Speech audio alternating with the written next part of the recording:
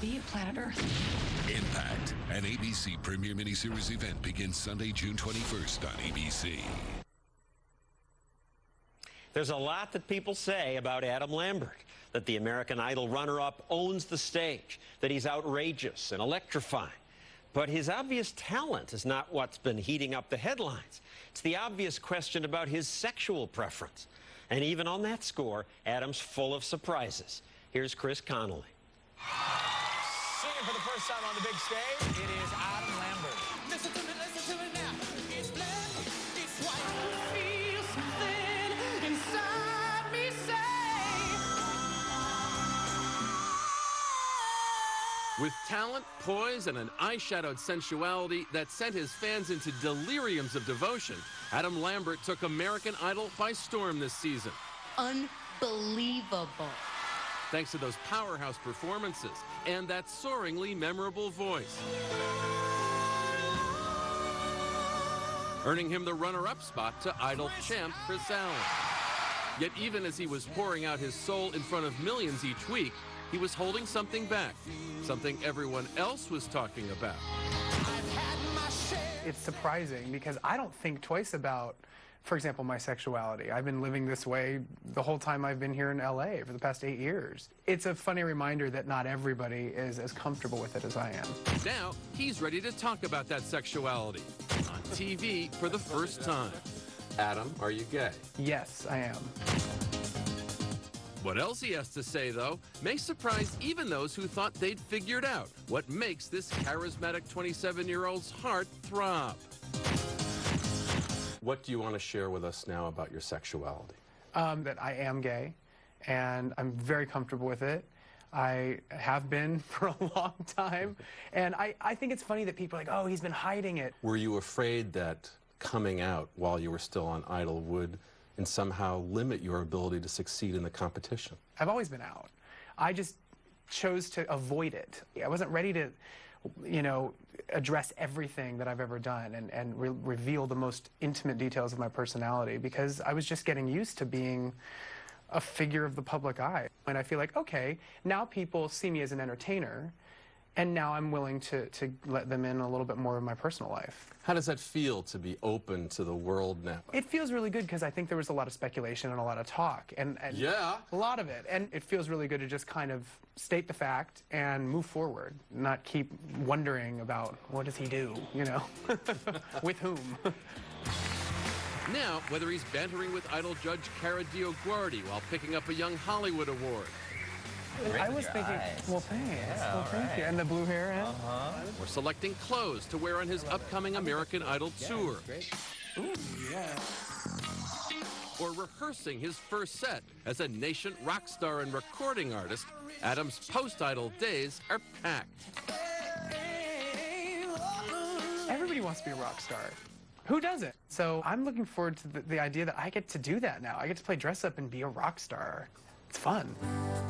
In fact, says his mother Leela, playing dress up has always been a part of Adam's life, even when he was a toddler growing up in San Diego.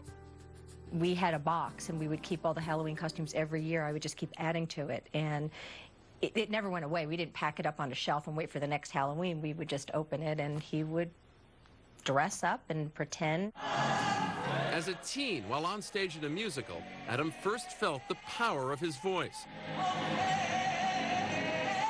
Soon after came the sense that he was, well, a little unlike other kids. I love singing and dancing and playing dress up. It's really not a big surprise, you know. I had like an odd fascination with glitter, so there you go. Nothing wrong with that. See, now I'm stereotyping myself. Great. Because they told me He played leads in musicals across San Diego and at school, but kept mum about being gay. In 2000, as he took the stage to sing for his graduating class at San Diego's Mount Carmel High School, he knew how much he'd missed out on. When you are a young man or woman and you're in the closet, chances are you might not be experiencing things that other kids in high school are experiencing. I mean, in high school, it's the first time you have your first date and your first love, your first kiss. I didn't have any of that. What kept you from asking him about it when he was in high school? I didn't want to pressure him. It was a staged performance they saw in which a gay son lamented his treatment at the hands of his parents. that got them talking at last. We were driving home from this event, and she looked over at me and she said, "So, do you have a girlfriend?" And I said, "No." She said, "Do you want one?" No. And I said, "Well, do you want to have a boyfriend?"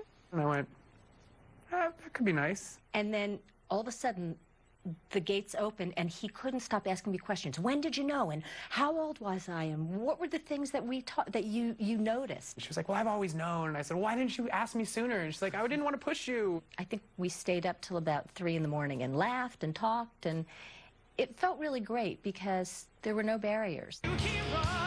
Adam had his parents' support even after he bolted college and headed for Hollywood to make his way in musical theater. A role in the 10 Commandments alongside Val Kilmer earned him good reviews, a big step in a journey that had already taken him to Europe, where he kick-started his love life and gained a new sense of personal liberation while on tour with the musical Hair. So I was seeing a lot of things for the first time, and I just was expressing myself. And so it was a time of great discovery. It was wonderful. How have relationships been for you? Few and far between, actually. I've had my heart broken. I've chased after people and had it not work out. Throughout my entire 20s so far, I've wanted to be in love. That's what I want. I think everybody deserves that. And I've only been in love once, so I'm still looking. Adam hopes to get the full range of his emotions onto his upcoming CD, set for a fall release, just as he did for the cover of Rolling Stone. What were you channeling for that photograph?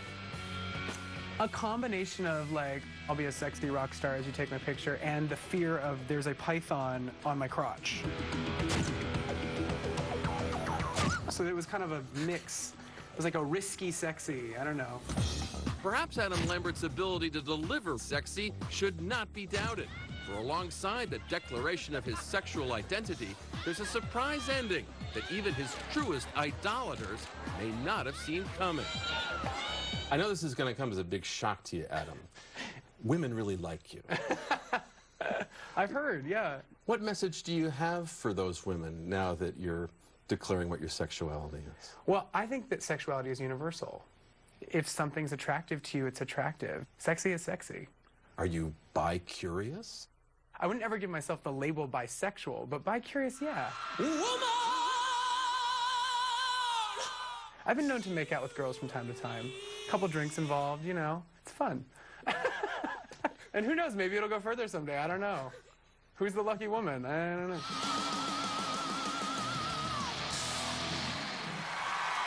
When 2020 returns, what's this man saying that's